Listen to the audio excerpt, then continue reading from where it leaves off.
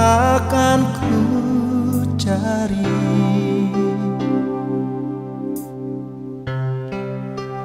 Aku menangis seorang diri,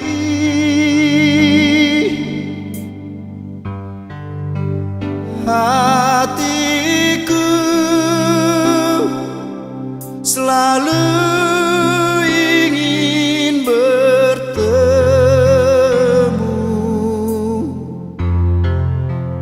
untukmu.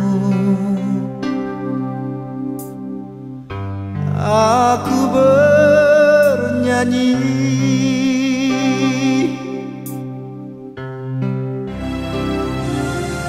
untuk.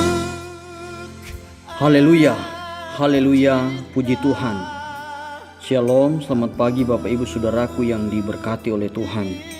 Pagi hari ini tentunya kita bersyukur kepada Tuhan karena pemeliharaan dan pertolongan Tuhan tentunya sudah menjadi bagian dalam kehidupan kita semua.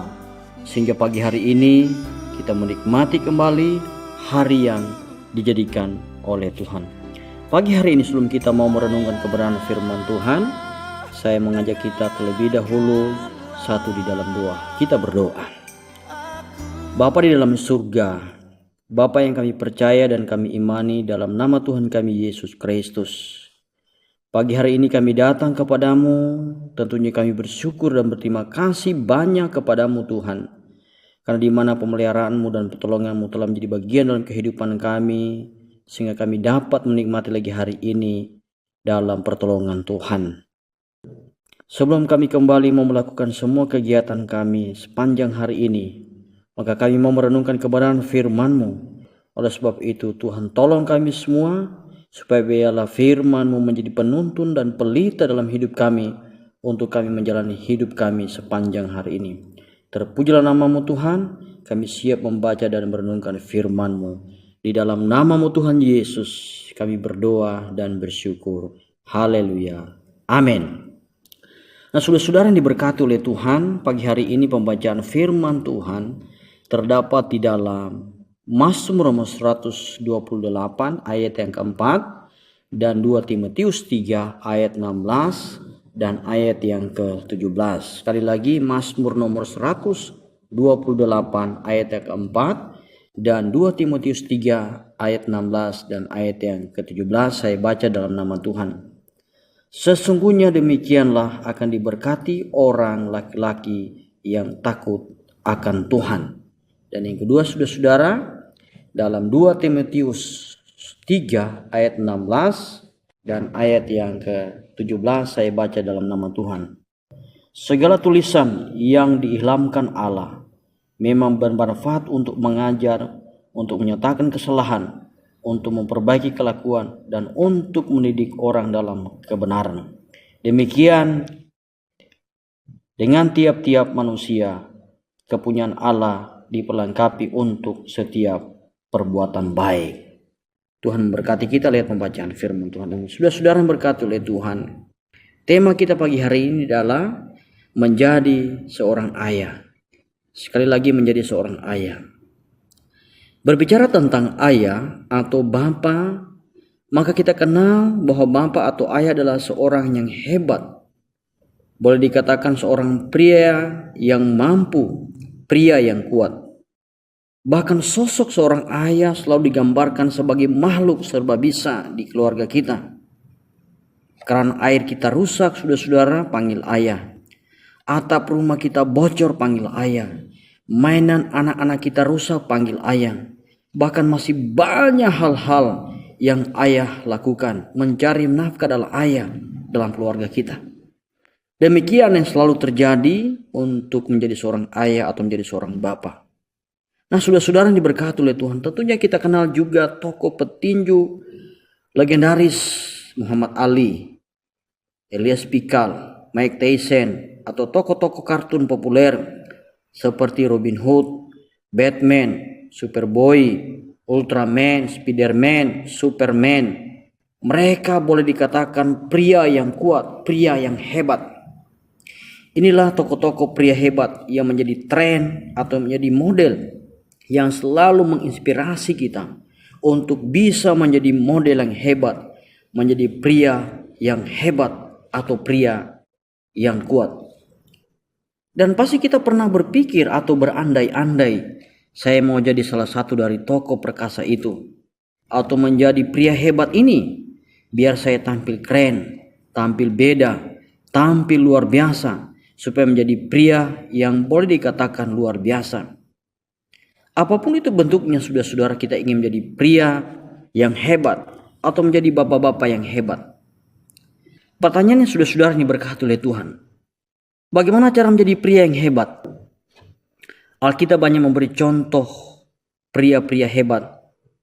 Harun, Musa, Yosua, Ayub, Abraham, Daud, Paulus, Stefanus, Cornelius, 12 murid Tuhan Yesus, dan lain-lain yang menceritakan tentang pria-pria atau bapak-bapak yang hebat. Kita tahu dalam firman Tuhan, dalam Kejadian, Tuhan menempatkan pria menjadi suami lebih dahulu, baru kemudian menjadi ayah.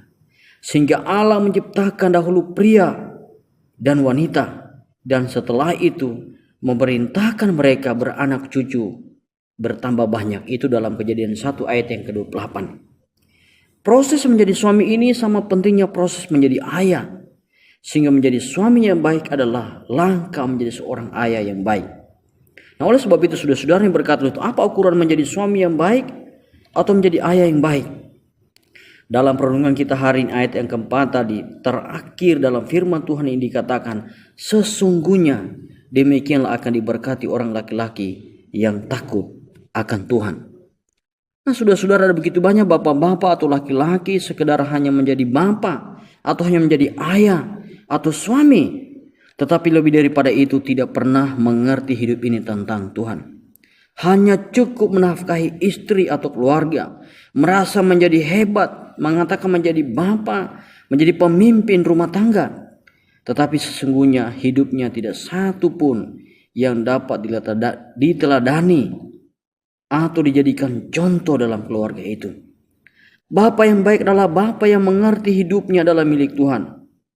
Sehingga firman Tuhan ini mengingatkan kita, kalau keluarga kita, istri kita, anak-anak kita mau baik, mau diberkati, maka salah satunya adalah suami, ayah, atau bapak harus takut kepada Tuhan. Takut akan Tuhan adalah bagian dari sikap respek kita. Bagaimana kita memandang Dia atau memandang Tuhan dengan penuh kekaguman, penuh dengan kehormatan, penuh dengan kekudusan, penuh dengan keagungan namanya, penuh dengan kemuliaan dan kuasanya. Dan wujud kita takut dengan Tuhan adalah bagian dari menjaga hati kita. Seorang yang ayah memiliki penguasaan diri dan pemimpin dengan tuntunan dari Roh Kudus Tuhan. Seorang ayah yang dipimpin selalu oleh tuntunan dari Tuhan. Mendekatkan diri kepada Allah dalam persekutuan kita, kerinduan kita mencari Tuhan, dalam doa-doa kita, puji-pujian kita, semua kita serahkan kepada Tuhan. Mengapa kita harus takut kepada Tuhan, saudara-saudara? Pertanyaan ini menjadi bagian dalam hidup kita. Kan di dalam proses penciptaan manusia terjadi atau manusia ada semua dalam kendali otoritas Allah. Sekali lagi, dalam proses penciptaan manusia semua dalam kendali otoritas Allah. Sehingga pentingnya kita harus takut dan taat kepada perintah Allah dan kehendaknya atau kehendak Tuhan. Ayat ini mengingatkan kita kesempurnaan suasana yang akan dialami dalam keluarga kita. Dan mengapa ayat ini hanya ditujukan kepada laki-laki atau kepada bapak-bapak? Karena laki-laki adalah kepala keluarga. Kepala keluarga yang otomatis menjadi pemimpin yang bertanggung jawab, menentukan arah kemana keluarga kita arahkan, keluarga kita bawa kemana. Kepala keluarga yang mengambil keputusan baik dan buruknya masa depan keluarga kita. Maka sebagai orang Kristen, menjadi seorang bapak atau menjadi seorang ayah adalah tanggung jawab penting yang diberikan oleh Allah untuk memelihara dan membesarkan anak-anak di dalam Tuhan. Memelihara, mendidik bahkan terus ada dalam lingkungan keluarga itu. Dalam Ulangan 6 ayat 6 sampai ayat yang ke-7 dikatakan, apa yang kuperintahkan kepadamu pada hari ini, haruslah engkau perhatikan, haruslah engkau mengajarkannya berulang-ulang kepada anak-anakmu, dan membicarakannya apabila engkau duduk di rumahmu, apabila engkau sedang dalam perjalanan, apabila engkau berbaring, dan apabila engkau bangun. Seorang bapa harus memahami fungsi utama mereka adalah menyediakan kebutuhan jasmani, dan itu tidak salah. Sekali lagi, menyediakan kebutuhan jasmani, tetapi yang terpenting juga adalah kebutuhan rohani untuk menanamkan nilai-nilai kekristenan berkaitan dengan kerinduan, berkaitan dengan kehidupan rohani mereka. Nah, oleh sebab itu, peran sebagai orang tua sangatlah penting dalam membina dan membentuk karakter anak-anak kita sebagai generasi penerus kita. Orang tua yang baik akan menanamkan prinsip-prinsip Alkitab kepada anak-anaknya sebagai bekal hidupnya. Prinsip-prinsip Alkitab yang diajarkan dalam keluarganya. Nah, oleh sebab itu pembacaan kita yang kedua tadi dalam 2 Timotius 3:16 dan 17 dikatakan, segala tulisan yang diilhamkan Allah memang bermanfaat untuk mengajar, untuk menyatakan kesalahan, untuk memperbaiki kelakuan, dan untuk mendidik orang dalam kebenaran. Dengan demikian, tiap-tiap manusia kepunyaan Allah diperlengkapi untuk setiap perbuatan baik. Nah, saudara-saudara, sebab itu dengan mengandalkan firman Tuhan, maka kita dapat memperoleh hikmah dan tuntunan dari Tuhan. Dan jadikan firman Tuhan sebagai santapan atau makanan harian kita. Sehingga firman Tuhan membentengi kita, pikiran kita, sikap kita, perkataan kita, tindakan dan perilaku kita setiap hari dengan hidup dari firman itu. Hiduplah selalu bersekutu dengan Tuhan, agar hidup kita dipenuhi dengan Roh Kudus, bertumbuh dalam karakter, serta menghasilkan buah roh. Dan inilah cara agar kita menjadi seorang pria atau bapa atau ayah yang hidup di dalam Tuhan. Nah, sehingga mengapa orang Yahudi itu atau orang Israel itu dikenal sebagai orang yang pintar, saudara-saudara? Karena orang Israel setiap hari sebelum tidur selalu menceritakan sejarah atau cerita tentang Allah kepada keluarga mereka, kepada anak-anak mereka. Ibarat cerita pengantar tidur mereka untuk keluarga anak-anak mereka. Setiap hari mereka membacakannya.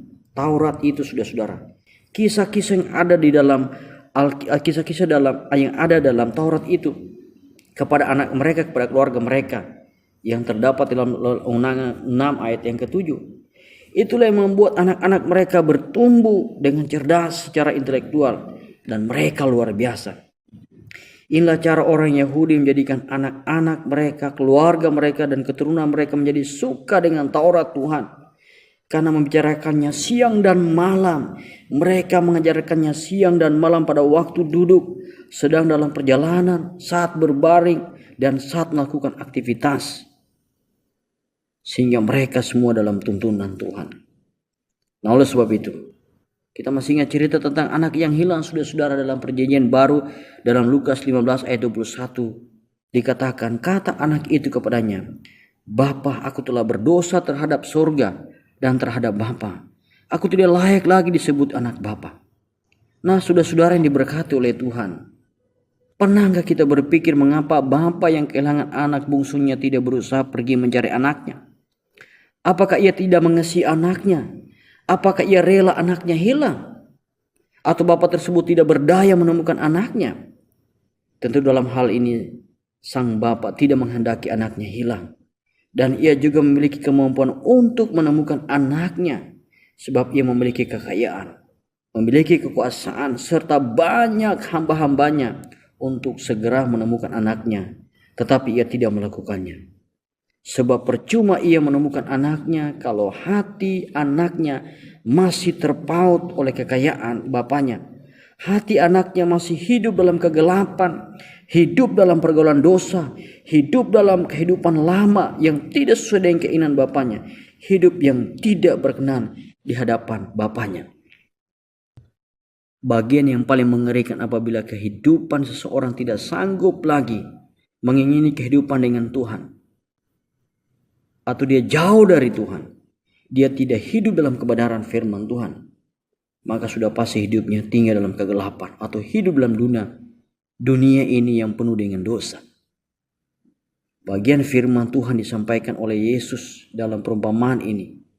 Anak yang hilang ini menggambarkan kebiasaan hidup kita, kebiasaan hidup manusia yang masih diikat oleh dosa, yang masih dililit dengan dosa, kebiasaan hidup yang lama yang tidak mau diubah, tidak mau dibentuk, bahkan tidak mau dibentuk oleh Tuhan, tidak mau hidup di dalam aturan Tuhan, hidup mau seenaknya. Dia mau menjalani tanpa memikirkan kehidupan secara rohaninya. Dia hidup tanpa bergaul dengan Allah. Hidup yang tidak mau maju, hidup yang tidak mau diingatkan, tidak mau untuk lebih baik, sehingga maunya saja yang dia ikuti, maunya saja yang dia inginkan, hidup yang jauh dari kehidupan dengan Allah. Nah, sehingga dalam perumpamaan yang disampaikan oleh Tuhan Yesus, ayahnya menganggap bahwa anaknya ini sudah mati.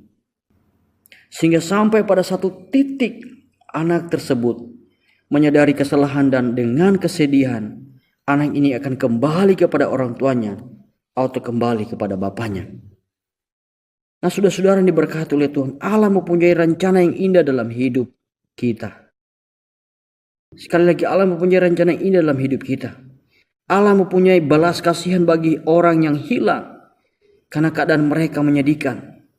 Kasih Allah bagi mereka begitu besar sehingga ia tidak putus-putusnya bersedih hati atas mereka dan menunggu mereka kembali kepadanya atau kembali kepada Bapaknya, berbalik kepada Allah. Ketika orang berdosa dengan tulus hati kembali kepada Allah, maka Allah pun sudah siap menerima mereka dengan pengampunan belas kasihan sebagai anak-anak Tuhan atau anak-anak di dalam Kristus. Bapa dari anak ini menunggu sampai anak bungsunya memiliki kesadaran dan dari dirinya sendiri untuk dia bertobat dan pulang ke rumahnya atau pulang ke rumah bapaknya tanpa dipaksa. Nah, kalau boleh jujur saudara-saudara dan diteliti, ada begitu banyak anak-anak Tuhan, jemaat Tuhan yang terpaut oleh kebiasaan lama, yang tidak mau mencari hadirat Tuhan dan tidak mau bertobat, tidak mau berbalik kepada jalan yang benar. Karena merasa malu, merasa gengsi, atau mau mengakui kesalahan mereka. Apa yang mereka buat, mengakui keperbuatan mereka, terlebih mengakui kesalahan dosa-dosa yang mereka perbuat. Tapi mari kita belajar dari dosa anak yang telah memboroskan harta orang tuanya di negeri asing ini. Dialah anak yang tidak layak menunjukkan wajahnya di hadapan ayahnya. Tetapi apa yang terjadi, saudara-saudara? Ketika ia membalikkan arahnya dan pulang ke rumah ayahnya, pertanyaannya, saudara-saudara, apakah ayahnya tidak menerimanya? Apakah ayahnya menolaknya, saudara-saudara? Justru ayahnya memeluk anak itu, memberikan jubah yang bagus, memasang cincin di jarinya, bahkan membuat ucapan syukur untuk kepulangan anaknya. Dan pada saat itulah jalan hidup bagi anak itu terbuka. Apapun kesalahan dan dosa kita, ketika kita bawa dengan sungguh-sungguh dan bertobat di hadapan Allah, kita jujur dan benar di hadapan Allah, Allah akan mengampuninya dan memberi kita kelegaan. Allah sanggup menerima kita dan Allah sanggup mengampuni segala kesalahan kita. Nah, oleh sebab itu saudara-saudara, sebagai ayah, sebagai bapa, sesuai dengan perenungan kita hari ini, lakukanlah ini, bertanggung jawablah kepada seluruh keluarga kita, kepada anak-anak kita, untuk menjadi ayah yang takut akan Tuhan, sehingga biar hidup kita terus hidup dalam keberkatan Tuhan. Tuhan dimuliakan dan kita semua pasti diberkati. Amin.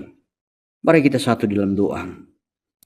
Bapa di dalam surga, kembali kami datang kepadamu, tentunya kami bersyukur dan berterima kasih untuk pagi hari ini, karena kami dapat memuliakan nama Tuhan. Terlebih lagi pada pagi hari ini kami kembali mau belajar dari firman-Mu yang terus menasihati kami, mengingatkan kami untuk menjadi seorang ayah yang selalu hidup dalam tuntunan Tuhan, hidup dalam berkat Tuhan, hidup dalam takut akan Tuhan. Terima kasih banyak Tuhan. Meteraikanlah firman-Mu itu dalam hidup kami semua. Dan biarlah sepanjang hari ini lagi kami semua dalam pelindungan dan penyertaan Tuhan. Terlebih kami terus dalam keberkatan Tuhan. Terpuji-pujilah namamu Tuhan, ini doa kami. Kami menaikkan dan panjatkan doa kami hanya satu nama, di dalam nama Tuhan kami Yesus Kristus. Haleluya. Amin.